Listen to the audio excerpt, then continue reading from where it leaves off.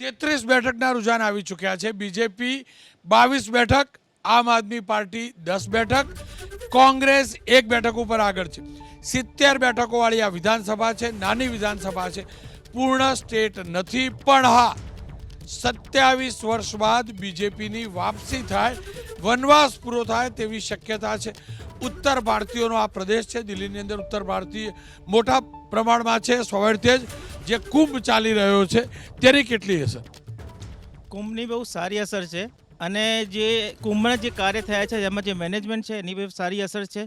જે લોકો ખાસ કરી દિલ્હીવાળાને કુંભના લીધે જે ઇફેક્ટ થઈ છે એનો પણ ફરક છે। અને છેલ્લા દિવસે નરેન્દ્ર મોદીજીનો એ દિવસે ત્યાં કુંભમાં સ્નાન કરવું એ બિલકુલ પ્લાનિંગ સાથે જ હોય અને એનો પણ ઘણો મોટો ફાયદો થઈ રહ્યો છે।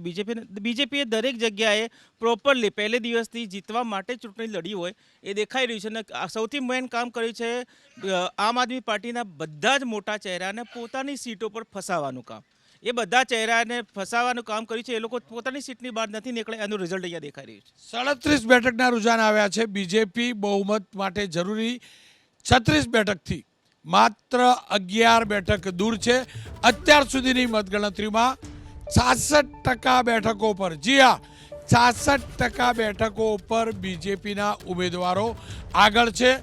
આમ આદમી પાર્ટીના તમામ દિગ્ગજો સતત પાછળ ચાલી રહ્યા છે।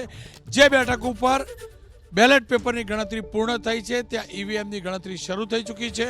આપ ટેલી જોઈ શકો છો, સતત ટેલી બદલાઈ રહી છે। પણ આ તમામની વચ્ચે લોકસભાની ચૂંટણીમાં ઇન્ડિયા ગઠબંધન હતું, પરંતુ દિલ્હીમાં કોઈ પણ પ્રકારનું ગઠબંધન કરવાનો પ્રયાસ સુદ્ધા કોંગ્રેસે પણ ન કર્યો, આપે પણ ન કર્યો।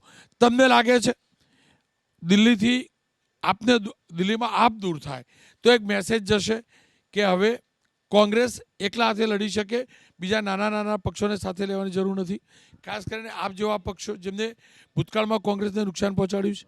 કોંગ્રેસ આવા આશયથી ચૂંટણી નથી લડી, પરંતુ જો એના એક હરીફ ઓછા થાય કે એનો હરીફને રાજકીય રીતે આંચકો લાગે, ફટકો પડે તો નેચરલ નેક્સ્ટ ઇલેક્શનમાં કોંગ્રેસને એનો ફાયદો થાય।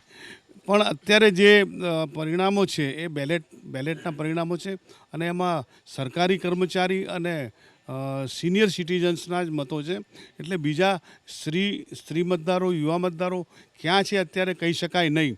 એટલે અત્યારના આંકલન ઉપર ચોક્કસ અનુમાન લગાવી શકાય નહીં, પરંતુ આ એક સંકેત આપે છે કે ભારતીય જનતા પાર્ટી એમાં આગળ વધશે।